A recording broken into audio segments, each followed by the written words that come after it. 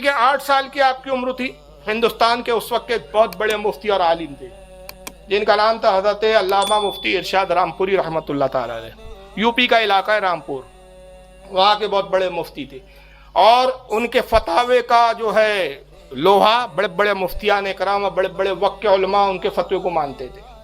ایک مرتبہ حضرت علامہ ارشاد رامپوری مفتی ارشاد رامپوری رحمۃ اللہ علیہ کے پاس ایک سوال پوچھا کسی نے، مفتی ارشاد رامپوری علیہ رحمہ نے اس کا جواب دیا، اور جواب دینے کے بعد مختلف علماء کو اس کی کاپی روانہ کی گئی تاکہ اور بھی علماء سے اس کے جواب کی تصدیق کروائی جائے۔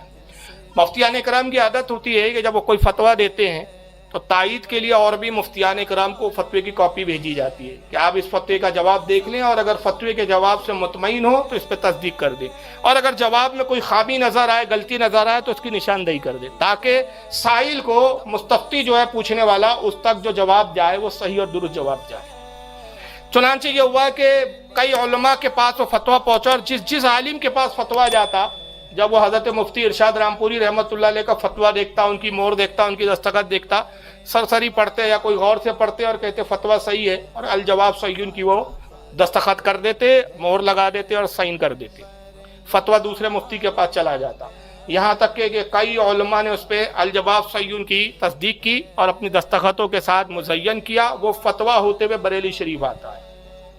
جب بریلی شریف پہنچتا ہے، اعلیٰ حضرت کے والد کے سامنے فتویٰ پیش کیا گیا۔ علامہ نقی علی خان علیہ رحمہ نے بھی اس فتوے کو پڑھا، ملاحظہ کیا، فتوے کا جواب درست معلوم ہوا، آپ نے بھی اس پر لکھ دیا الجواب صحیح، پھر اپنی مہر بھی لگا دی اور اس پہ دستخط بھی کر دی۔ غلام کو آواز دی، خادم کو، اور کہا کہ پہلی ڈاک سے یہ خط جو ہے فتویٰ روانہ کر دیا جائے۔ اور زمانے میں گاڑیاں آتی تھی ڈاک لینے کے لیے، جو پرانے لوگ ہیں انہوں نے دیکھا ہوگا، ابھی نئی نسل تو جانتی بھی نہیں ہے کیونکہ SMS کا دور ہے، یہ موبائل کا دور ہے، تو ڈاکیں آتی تھی، گاڑیاں آتی تھی، اور جو خطوط وغیرہ لوگ لکھتے تھے، چٹھیاں لکھتے تھے، وہ گاڑیوں میں لے جا کے ڈالتے تھے، اس کو ڈاک بولا جاتا۔ کہا جو پہلی گاڑی آئے ڈاک کی، اس میں یہ فتویٰ روانہ کر دینا، کیونکہ گاڑی آنے میں وقت تھا، ڈاک آنے میں وقت تھا۔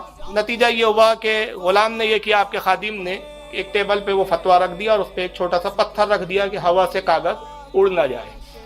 اتفاق کی بات کہ اعلیٰ حضرت فاضل بریلوی اس طرف سے آپ نکلتے ہیں، اور جب اس سمت سے گزرے تو کچھ کاغذ نظر آئے جس پہ کچھ عربی عبارتیں تھی، کچھ اردو تھی، کچھ علماء کی دستخط تھی، تو آپ نے جان لیا کہ کوئی فتویٰ معلوم ہوتا ہے۔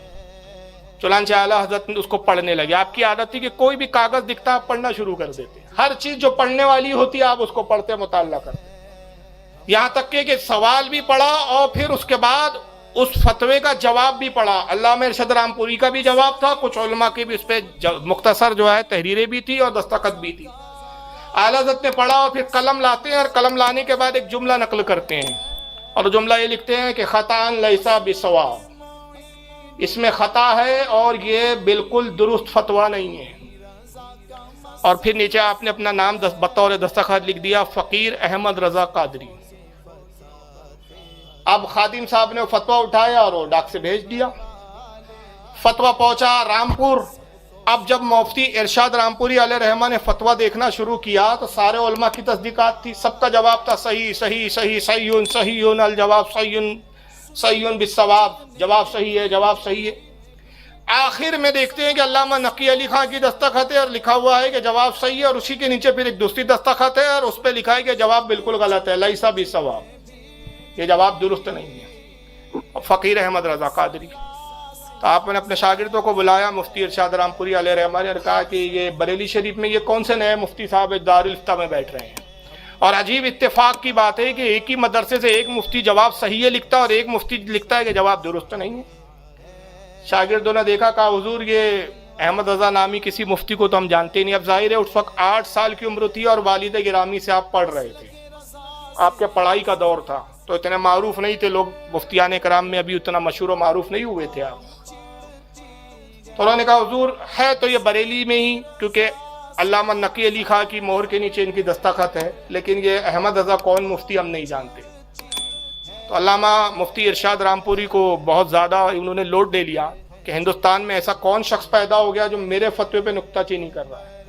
آپ نے فرمایا کہ ہمارے جانے کا انتظام کیا جائے، ہم خود بریلی شریف جائیں گے اور اس مفتی سے ملاقات کرنا چاہتے ہیں کہ اس نے جرأت کیسی کی کہ ہمارے فتوے کو غلط قرار دیا۔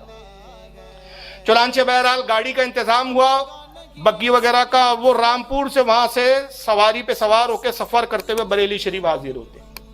अल्लामा नकी अली खां को इत्तला हुई कि साहब मुफ्ती इरशाद रामपुरी आए हैं, घर से बाहर तशरीफ लाए, इस्तकबाल किया, हाथ पकड़ा, दस्तबोशी किया, फिर लेकर लाकर अपनी मस्जिद पर बिठा दिया और कहा हुजूर कैसे तशरीफ लाना हुआ, आपका फतवा आया था, हमने जवाब भेज तो दिया है। कहा हाँ उसी सिलसिले में आए हैं, जरा ये बताएं कि ये आपके दारुल इफ्ता में अहमद रजा कौन मुफ्ती है। जब वो फतवा देखा तो आला हजरत दस्तखत पहचान गए कि ये तो अम्मन मियाँ आला हजरत की दस्तखत है। कहा हुजूर आपने खामों का तकलीफ फरमाई, अगर मुझे तार दे दिया होता तो मैं तार के जरिए ही जवाब दे देता कि इस पर कोई इतना टेंशन लेने की जरूरत नहीं है, ये हमारे साहबजादे अभी तो इब्तदाई किताबें पढ़ रहे हैं, अभी मुफ्ती हुए नहीं है।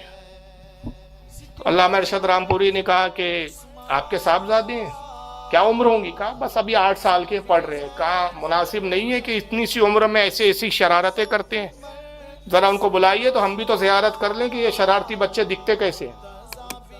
चुनांचे बुलवाया गया, आवाज़ दी गई अम्मन मियाँ को लेकर आओ। खादिम ने इत्तला दी, आला हजरत हाजिर होते हैं। सलाम किया, अल्लामा नकी अली खान ने तारुफ किया, कहा साहबजादे ये मुफ्ती इरशाद रामपुरी है, हिंदुस्तान में इनका फतवा और इनकी जो है फ़ुक़हा सारी दुनिया मानती है, क्या आपने इनके फतवे पे ये लिखा है कि जवाब दुरुस्त नहीं। आपने फरमाया हाँ ये हमारी ही दस्तखत है और हमने ही लिखा है। तो मुफ्ती इरशाद रामपुरी फरमाते हैं कि साहबजादे अब ये उम्र नहीं है, शरारत मुनासिब नहीं है, इस तरह की शरारत आपने नहीं करनी चाहिए।